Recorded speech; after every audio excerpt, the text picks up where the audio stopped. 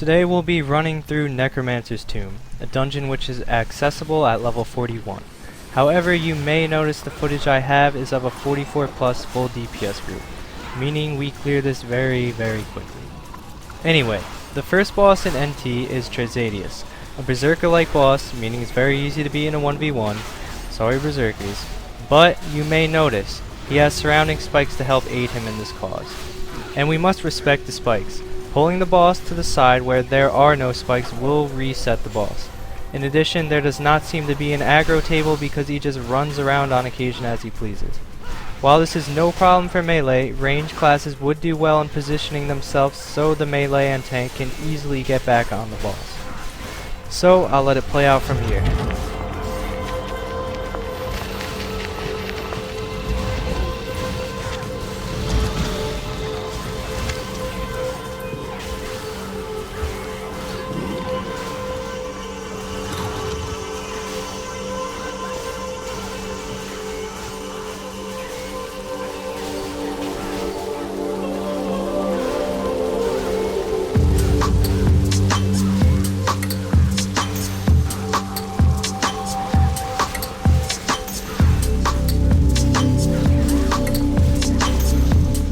See that icon pops out indicating the spikes will rise, and there they are. So just look out for that yellow icon above the spikes and you should be able to avoid them every time. Second up is Dalmanak, a boss which burrows and does very frequent AoE damage. Like the rest of this dungeon, Dalmanak can be defeated through good old tank and spank without much worry. However, if you want to give your healer a relaxing dungeon run, use this simple tip for a simple boss. Dust and sand equals bad. Aside from this, DPS will need to pick up small adds which spawn periodically.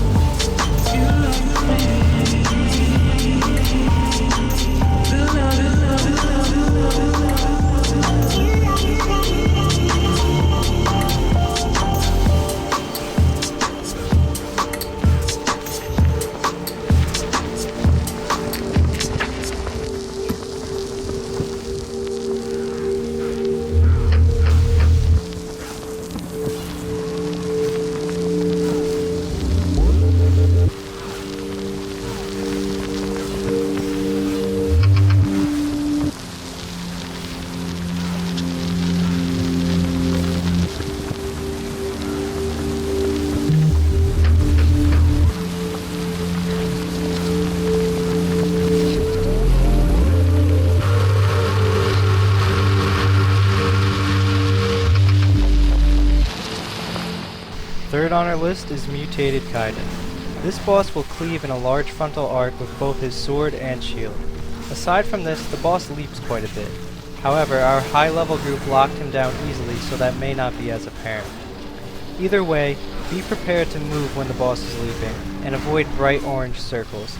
It is important to note that enemy spells which display a circle are distinctively brighter in comparison to sorcery.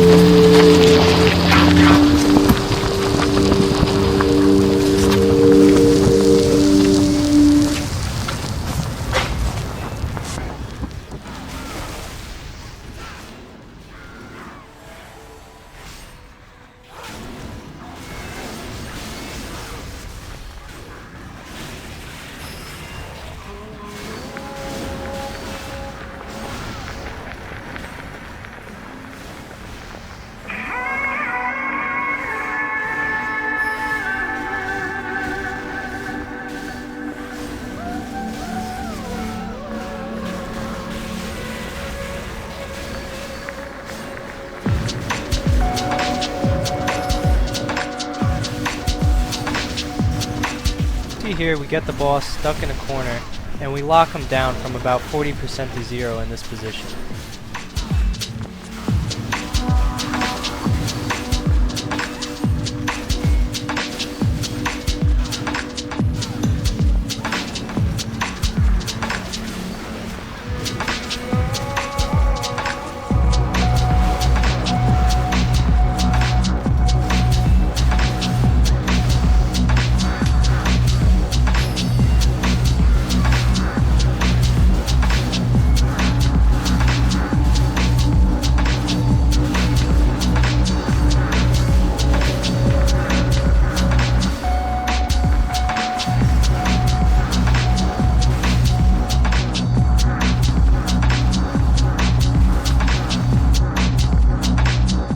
Now for the fourth and final boss of the dungeon, Vedilith. A very mobile boss which will become surrounded in 3 gradually smaller rings of adds. The first outermost ring should be left alone. The second middle ring can be left as well, however, it is easier to kill one side of the spawns. This is because the final group will spawn in the dead center of the room, leaving nowhere to run from the AoE damage. I'll let the fight play out for now and show you later the option we take and why it might not be the best idea for a lower level group.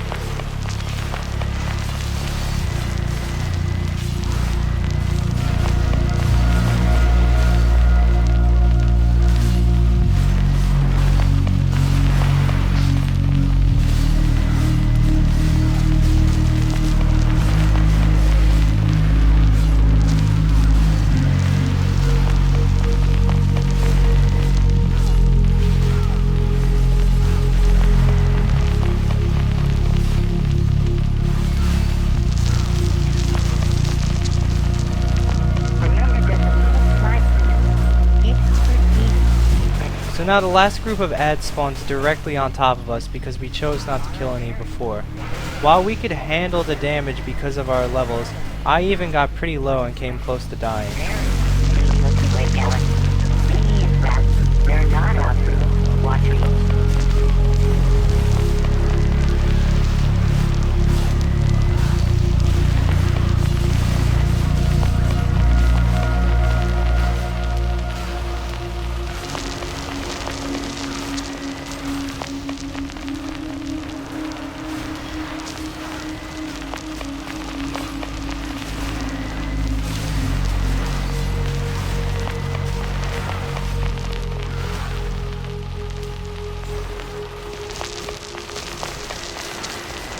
So that's all for Necromancer's Tomb. Unfortunately, the dungeon's pretty easy, so I can't go into great detail on the fight.